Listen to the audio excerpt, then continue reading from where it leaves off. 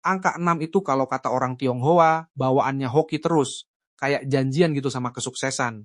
Nah, kebetulan banget, ambisi timnas Brasil saat ini juga lagi ngejar angka 6. Bukan angka keramat, tapi trofi Piala Dunia ke-6 mereka. Setelah terakhir kali ngerasain juara di tahun 2002, Brasil kayak lagi kena kutukan mentok 5. Sekarang mereka bawa misi itu lagi ke Amerika Serikat. Tapi, baru mau mulai jalannya udah kayak tanjakan curam.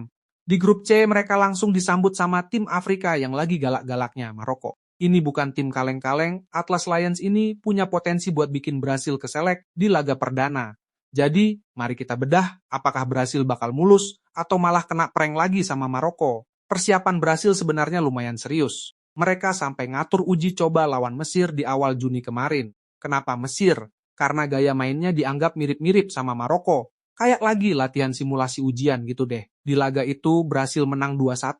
Carlo Ancelotti, si bos besar, kelihatan puas banget. Katanya sih dia udah dapet gambaran jelas soal kedalaman skuadnya. Pemain cadangan sama pemain inti kualitasnya mirip-mirip, nggak jomplang. Itu modal penting buat ngadepin tensi tinggi di fase grup. Tapi namanya juga drama sepak bola, nggak lengkap kalau nggak ada kabar cedera. Si Wesley Franca harus dipulangin ke Brasil gara-gara cedera otot paha pas lawan Mesir. Sedih banget ya. Sebagai penggantinya, Ancelotti malah manggil gelandang bertahan Ederson dos Santos. Agak di luar prediksi sih, tapi ya mungkin itu taktik rahasia si Don Carlo. Yang bikin fans lebih deg-degan lagi adalah kondisi Neymar. Kabarnya, dia udah mulai mendingan dari cedera betisnya, tapi Ancelotti milih buat ngumpetin dia dulu. Kalau Neymar nggak main, kemungkinan besar posisinya bakal diisi Lucas Paqueta sebagai playmaker, ngalirin bola ke striker kayak Igor Thiago atau Matheus Cunha. Ya, khas Brasil lah, tetap ngeri meski tanpa bintang utama. Sekarang geser ke Maroko. Ini Piala Dunia pertamanya pelatih Mohamed Ouahbi, tapi pembawaannya tenang banget. Di uji coba Juni kemarin, mereka berhasil nahan imbang Norwegia 1-1. Padahal, Norwegia punya Erling Haaland, robot pencetak gol yang kalau lari aja udah bikin bek lawan merinding. Tapi, barisan pertahanan Maroko yang dikawal Achraf Hakimi dan kawan-kawan bisa bikin Haaland mati kutu. Gawang Yasin Bounou cuma kebobolan 1. Itu sinyal bahaya buat lini depan Brasil. Jangan sampai mereka malah ikutan mati kutu di kaki pemain bertahan Maroko. Sayangnya Maroko juga kena musibah. Abde Ezzalzouli dan Nosair Mazraoui dipastikan absen karena cedera setelah lawan Norwegia. Ini pukulan telak banget buat mereka. Tapi ya, bola itu bundar, pelatih mereka pasti udah nyiapin rencana cadangan.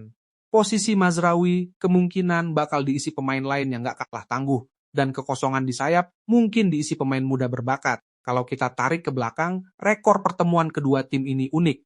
Brasil emang masih unggul jumlah kemenangan, tapi jangan lupa, Maret 2023 kemarin, Maroko pernah bikin kejutan dengan ngalahin Brasil 2-1 di laga uji coba. Jadi, kalau ada yang bilang Brasil bakal menang mudah, mungkin mereka perlu ngopi dulu biar lebih melek sejarah. Banyak pemain dari laga bersejarah itu yang masih ada di skuad sekarang. Jadi, bakal ada aroma balas dendam yang kental banget di lapangan. Sekarang pertanyaannya buat kalian para pecinta bola. Setelah melihat performa Maroko yang solid banget pas ngeredam Haaland, ditambah kondisi Brasil yang masih teka-teki tanpa Neymar secara penuh, menurut kalian siapa yang bakal beneran bikin kejutan? Apakah Brasil bakal ngeraih kemenangan mulus atau justru Maroko yang bakal ngasih tamparan keras buat tim Samba? Coba tulis prediksi skor kalian di kolom komentar. Siapa tahu ada yang beneran jago nebak ya kan? Kita debat sehat di kolom komentar. Besok saya akan bahas lebih dalam tentang topik sepak bola yang lebih menarik.